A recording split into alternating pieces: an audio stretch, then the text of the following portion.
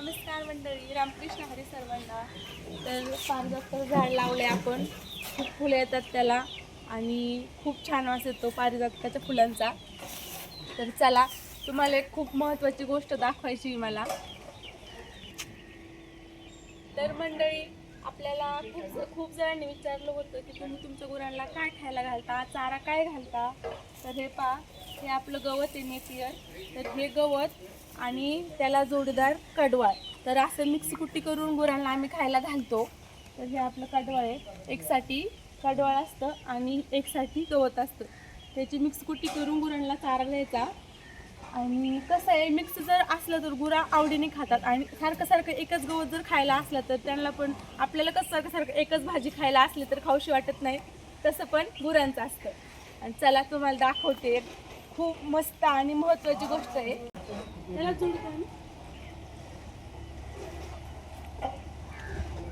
तर हे पहा, आपल्या कोरपडीला खूप सारे फुलं आलेत. कोणी कोणी पाहिलेत कोरपडीची फुलं? तुमची आहे का कोरपडीचं झाड? तर पहा, याची फुलं अशी असतात आणि ह्या फुलांना खूप सारं महत्त्व आहे बरं का. हे पहा, याच्या आतमध्ये बी पण असतं छोटं छोटं.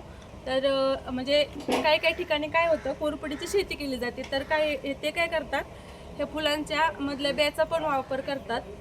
तर हे पहा, आपलं खूप खूप म्हणजे खूप जुनं कोरपडीचं बेटाड आहे आपलं. एवढं सगळं पांगले. तर असं म्हणतात की 4 किंवा 5 वर्षानंतर कोरपडीला फुलं येतात. तर आपली ही कोरपड आहे ना, म्हणजे याचं कंद खूप जुनं आहे आणि खूप वर्षापूर्वी इथंच आहे.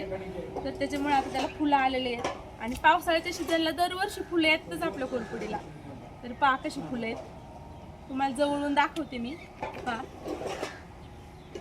खूप छान वाटतात पाहायला पण.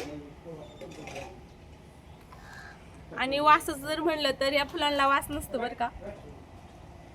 आणि असं म्हणतात की कोरपडीपेक्षा जास्त म्हणजे गुणधर्म काय असेल ते या फुलामध्ये असतात आणि याचा खूप सारा वापर करतात.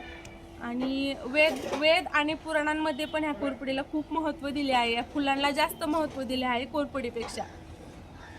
तर ही पहा आपली कोरपड, आपली नॅचरल कोरपड आहे. तुम्हाला दाखवते मी. पहा कसं,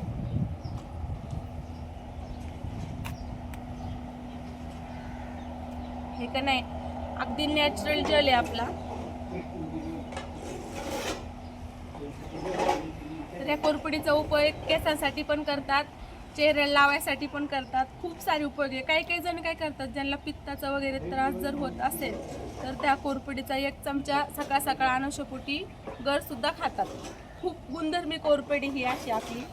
तर पाय इकडे पण खूप सारे फुलं आले. पाय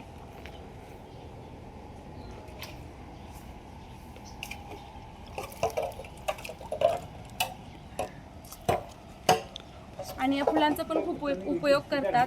असं म्हणतात की ही फुलं वाळून वगैरे मुलतानी मातीमध्ये एकत्र करून चेहऱ्यावरती लावतात.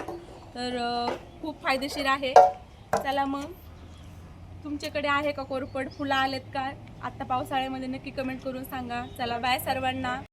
व्हिडिओ कसा वाटला, आवडला असेल तर आपल्या चॅनल नक्की सपोर्ट करा. बाय सर्वांना, रामकृष्ण हरी.